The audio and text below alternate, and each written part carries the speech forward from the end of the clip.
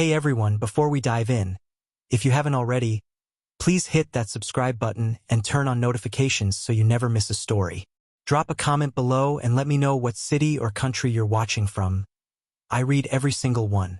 Alright, let's get into it. People always say there's that one instant when you suddenly realize your marriage isn't what you believed it was. For me, it wasn't some explosive argument, a tear-soaked confession, or an unknown number blowing up my phone with life-ruining news. It was a giggle, a quiet, private giggle that used to be mine alone. I heard it on an ordinary Tuesday evening when I swung by Emily's office to drop off the phone charger she'd forgotten at home. I wasn't snooping, I really thought she needed it. But the second I stepped into the hallway, I stopped dead in my tracks. Through the slightly open door I heard Emily laugh, that soft, almost bashful laugh she hadn't used with me in years. The same one from when we were first dating, when everything was new and she was still deciding I was worth the risk. And she wasn't laughing alone. A man's low, playful voice mixed right in with hers. Way too familiar, way too warm. My stomach nodded. I didn't barge in. I didn't shout. I just stood there long enough to hear her tease. Stop it, you're gonna get me in trouble. Followed by that same shy giggle. That was the exact second something cracked inside me. But I went home without a word, because that was also the second I decided feelings weren't enough. I needed proof. For the next 3 weeks, I watched her closer than ever. Emily and I had always moved to different beats.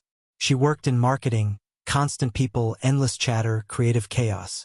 I managed inventory for a logistics company, spreadsheets, quiet warehouses, total control. She fed off energy. I fed off structure. But suddenly her energy felt different. Her phone stayed face down. Her showers lasted forever. She started wearing perfume to quick team meetings. She was humming again in the mornings. The same happy little tunes she hummed when she was falling for me the first time. Every night I'd lie beside her pretending to sleep while she silenced the late-night notification pings under the covers. Here's the thing.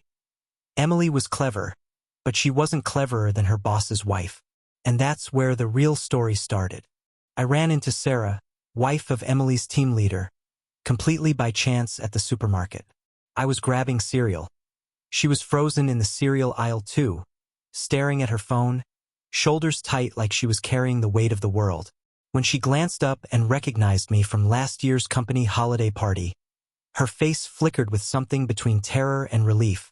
"Ryan, can we talk?" she whispered. My gut already knew. I followed her to the little cafe corner, sat down, and watched her hands shake as she gripped her coffee. She didn't bother with small talk. "My husband and your wife," she said, voice cracking. "Something's going on. You deserve to know." She slid her phone across the table. My whole body went numb. Texts, inside jokes, plans hidden behind innocent-sounding words. Emily telling her boss's boss she needed another late night for the pitch deck, followed by heart emojis. Photos, nothing naked, nothing blatant, but the intimacy cut deeper than skin. One picture of them sharing a drink, her fingers almost touching his. Another with the caption, "Don't worry. Ryan thinks it's just a team happy hour." I couldn't breathe for a second. Sarah watched me like she expected me to shatter. I didn't shatter. Something colder, calmer, and way more dangerous slid into place. "I want to expose them," she whispered. "But the right way." I nodded. Me too. That random grocery store moment turned us into allies bound by betrayal, humiliation, and raw, shared pain. We planned. We gathered screenshots. We tracked their work dinners. With every new piece of evidence, I felt myself turning into someone I never thought I'd be. Not violent, not loud, not desperate, just precise, patient, waiting for the perfect second they'd never forget. Because while Emily floated deeper into her secret little world of after-work drinks and late-night chats, I was building something unbreakable. The truth. For weeks in, Sarah texted, "I have something huge. Meet me?" We picked a quiet Italian spot on the river. Low lighting, soft music, perfect cover. When she opened her private album and showed me the newest photos, my heart slammed against my ribs. Emily wasn't just flirting with the line anymore. She'd leaped over it. Another drink, his hand guiding her elbow. That smile that used to be only for me, now aimed at someone else. I closed my eyes, breathed once, twice. Sarah touched my arm. Whatever you decide, I'm with you. I opened my eyes. I know exactly what I'm going to do. My voice was steady, ice-cold clear. Revenge isn't screaming. It's precision. And Emily had no clue that the harmless team happy hour she was so excited for was about to become the night everything exploded. Sarah and I never needed dramatic villain speeches. Our talks were quiet, careful, almost gentle. Like betrayal teaches you that silence can cut deeper than yelling ever could. The night before the big reveal, I sat in my car outside our house for almost 20 minutes staring at the porch light Emily still left on for me. Something she used to do when she actually cared whether I made it home safe. When I finally walked in, she was in the kitchen packing leftovers, humming again, wearing the sweater I gave her on our 5th anniversary. Hearing that tune twisted something sharp inside me. She turned, flashed a bright smile like everything was normal. "You're home early. Wrapped up faster than I thought," I said, keeping my voice level. She crossed the room and brushed my arm. The same touch that used to melt me. Now it felt staged. "You okay, babe?" she asked softly. I nodded. "Just tired." She bought it without a second glance. That hurt worse than any fight we'd ever had. She used to read me like a book. Now she didn't even flip the page. Even knowing everything, I still loved her. That's the part no one says out loud. Love doesn't flip off like a light switch when you find out the truth. It just gets battered until it finally gives up. The next day was the team happy hour. Emily got ready like it was date night. Perfect curls. That subtle perfume that drives me crazy. The navy blouse that hugs her in all the right places. I leaned in the doorway watching her put on earrings. "Big team celebration tonight?" "Yep," she chirped. "We closed a huge account. You don't have to wait up." Too easy. Too sure I was still the oblivious husband she could keep in the dark with a smile. I gave her a soft smile. "Have fun." She kissed my cheek, grabbed her purse. "Love you, Ree." "Love you too," I said calmly, even as ice settled in my chest, because I knew exactly where she was going and who she couldn't wait to see. She had no idea I'd be somewhere else entirely. 2 hours later, Sarah and I sat in a different riverside restaurant. Quiet, discreet, perfect.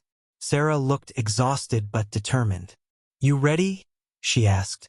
"Ready enough." She nodded and showed me the newest screenshots. Emily had her boss saved under a fake project code name. "Heading in now. Dying to unwind with you guys." Then the follow-up. "Wish it was just us two. Maybe later." That one landed like a fist.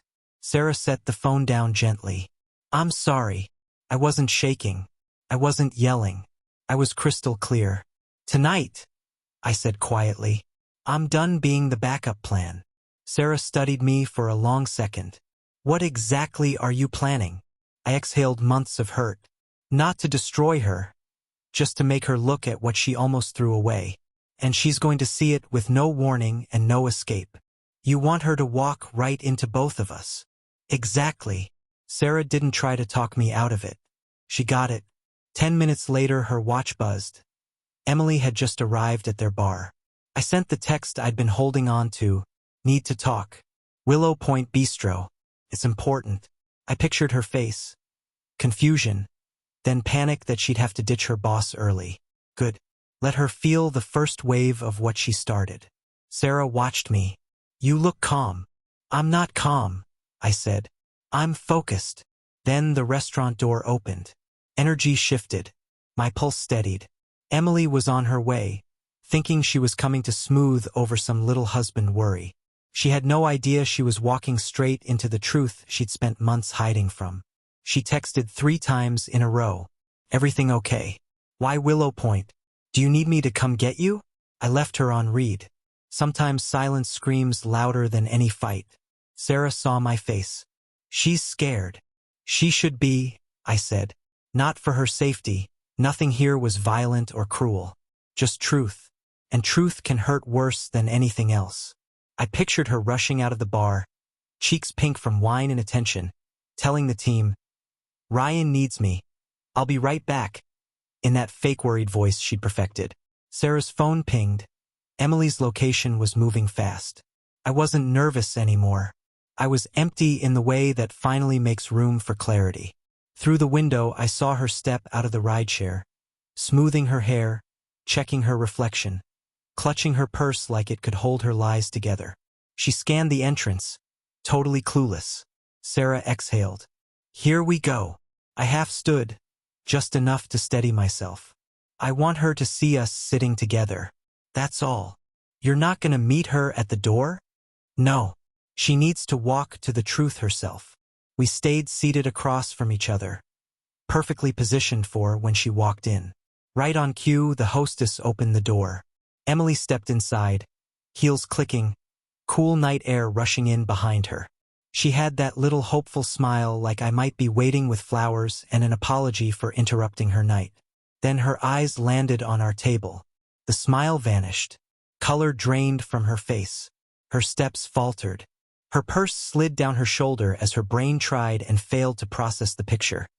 Her husband and her lover's wife, sitting calmly together, waiting. I didn't wave. I didn't stand. I let the moment do the work. Sarah whispered, "Should I stand?" "No," I said. "Let her come to us." Emily swallowed hard and walked over, slow, then faster as panic took over. When she reached the table, she tried to smile. It looked more like a grimace. "Ryan, Sarah, what's going on? Why are you two?" Her voice already knew. She just prayed out loud it wasn't real. I leaned back slightly. "Sit down, Em." She hesitated. "This is weird. Is someone hurt?" Sarah met her eyes. "Yes, both of us." Emily's breath caught. I reached into my jacket, pulled out my phone, and set it face down on the table, like a loaded gun. Emily stared at it. "Ryan, please tell me this isn't what I think." "It's exactly what you think." Her hands shook. "I can explain." "No more explanations tonight," Sarah said gently but firm. Emily shook her head frantically. "It's not what it looks like. He's my boss, we're just—" I woke the screen. Every message, every emoji, every secret plan glowed bright. Emily's breath shattered. She covered her mouth as tears flooded her eyes. "Ryan, I'm so sorry you never planned on getting caught." I finished quietly. She sobbed harder. "It wasn't like that. I was lonely. You've been so distant. I didn't know how to tell you I needed more." Sarah's voice stayed level. "So instead of talking to your husband, you talked to mine." Emily flinched like she'd been slapped. "Can we please talk privately?" she begged me, voice breaking. I shook my head. "Not tonight." Tears streamed down her face. "Please, I'll do anything. Tonight you sit with what you did," I said. "You don't get to run from it."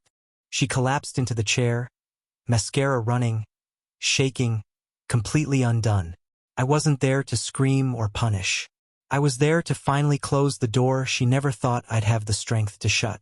Sarah stayed quiet, arms loosely crossed, giving Emily nothing. No gloating, just the weight of her own ruined marriage sitting right there in the open. Emily wiped her face. "Ryan, talk to me, please." "I'm listening," I said, "but I'm not responsible for the choices you made." She leaned forward desperately. "It never got physical, I swear. It was just stupid flirting, messages. I felt seen again. I was terrified if I told you I was unhappy you'd stop loving me." Sarah let out a soft, sad breath. "So you broke everything instead of fixing it."